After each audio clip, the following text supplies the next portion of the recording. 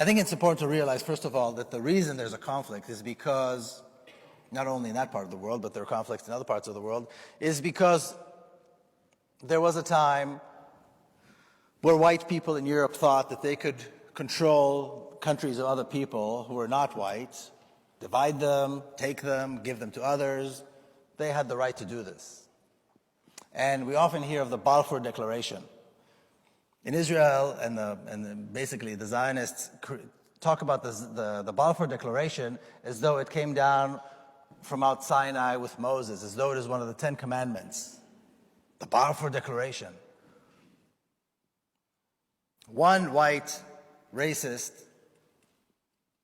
promising another white racist somebody else's land. That's what the Balfour Declaration is all about. Lord Balfour promised his friend Lord Rothschild Palestine for the Jewish people. Who cares? Who is he to give anything to anybody? But this is what it was. And even in, almost every street in Israel has a Balfour Street or a Balfour Declaration Plaza. And then moving forward a few decades, we had the United Nations resolution to partition Palestine. Who is the United Nations to partition Palestine? But it was said that the Jews want Palestine, and it was said that the Arabs want Palestine, so we partition Palestine, and everything will be fine. And this is a map of the partition plan. And as the map very clearly illustrates, the partition was not done in a very fair way. One part is clearly larger than the other. Now, in 1947, when the partition plan was passed, there were about 500,000. The Jewish population in Palestine numbered about 500,000 people.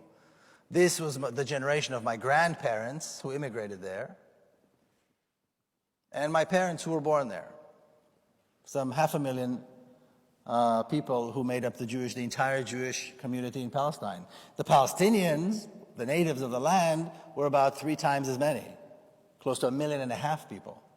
Yet, the United Nations, in its infinite wisdom, decided to give the larger portion of the country to the smaller community. And it's interesting because to this day we hear people say, this is really all the Palestinians' fault because they rejected the partition plan. Well, first of all, nobody asked them. So it's not like they had an opportunity to reject. But can you imagine not rejecting it? That the United Nations would come and slice off the larger portion of your country and give it to a community of immigrants, really, who just came off the boat. And somehow everybody thought, or maybe they didn't think, but the assumption was that maybe this would work just fine, that everything would be just fine. Now, another reason this is such an important point, the partition plan, is from that moment on is when we have these 2 opposing stories, these 2 diametrically opposed histories that have emerged. And when people look for balance, perhaps you can find balance if the differences are small, if the differences are in small details or maybe a date here and there. But when the stories are diametrically opposed, that means only one can be true.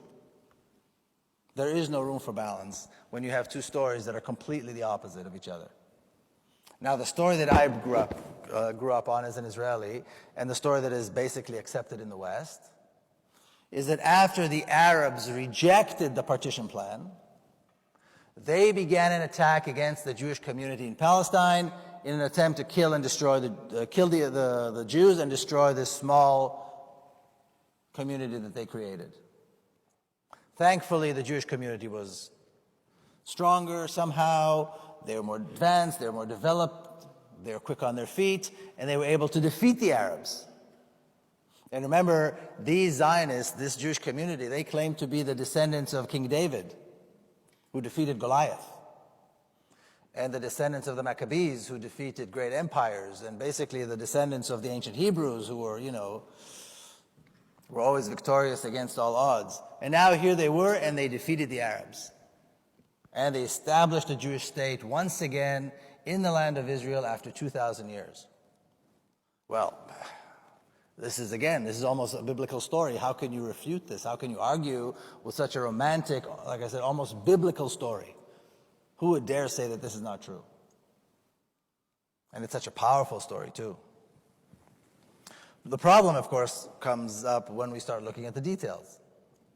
So the two communities, even though one was much smaller than the other, were both expecting to and were hoping to be recognized as states. And they began investing and developing institutions of state. But there was one thing that the Zionists, the Jewish community in Palestine, developed that the Palestinians never did. And that's an armed militia, a fighting force.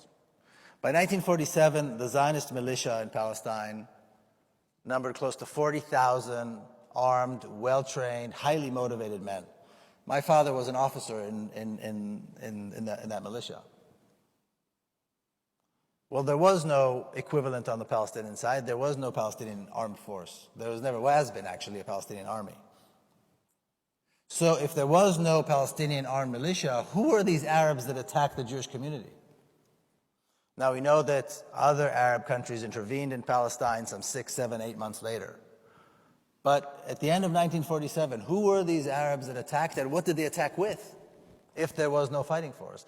And Israeli historians have been looking at this, actually, and over the last 15, 20 years or so, they've been writing about this, answering this question, and they've been actually validating what Palestinians have said all along.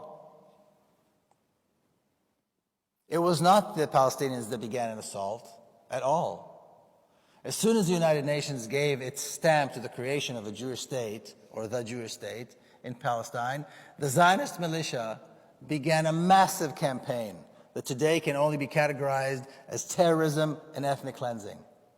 It was a massive campaign of an armed militia against an unarmed civilian population that lasted for 12 months, with a clear intention of completing the ethnic cleansing of Palestine. It was a brutal terrorist attack that lasted 12 months, at the end of which almost 80% of the country was conquered. Hundreds and hundreds of cities and towns and villages were destroyed, including mosques and churches and schools and, of course, homes. And somewhere between 800,000 and 1 million Palestinians were forced into exile. So it turns out it wasn't such a romantic, heroic story after all. It was a brutal act of terrorism, but now we can see that the pieces fit the puzzle. And again, Palestinians have been claiming this for decades.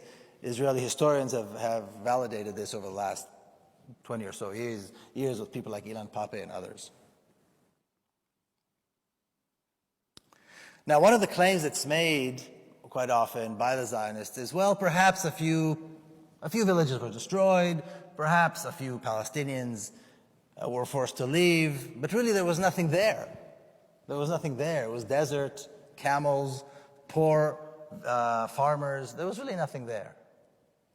So I'd like to show this picture of the city of Jaffa before 1948, before the Zionists came. The city of Jaffa was a major Arab city on the coast of the Mediterranean.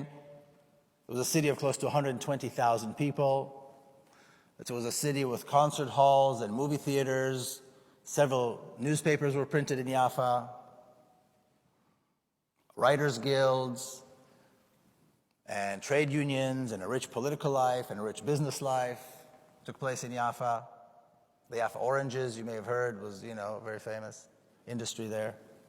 And in a matter of 2 weeks in 1948, this city, this bustling city of close to 120,000 people, was reduced to less than 4,000 people, concentrated in one neighborhood with barbed wires and Israeli soldiers surrounding them.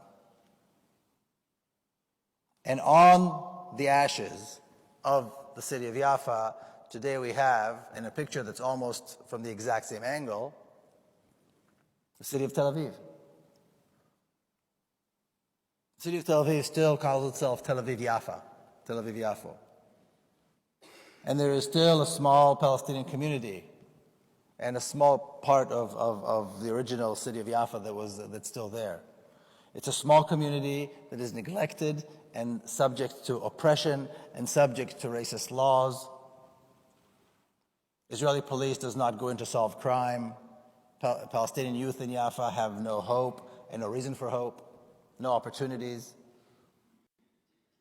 To say that they're second or third class citizens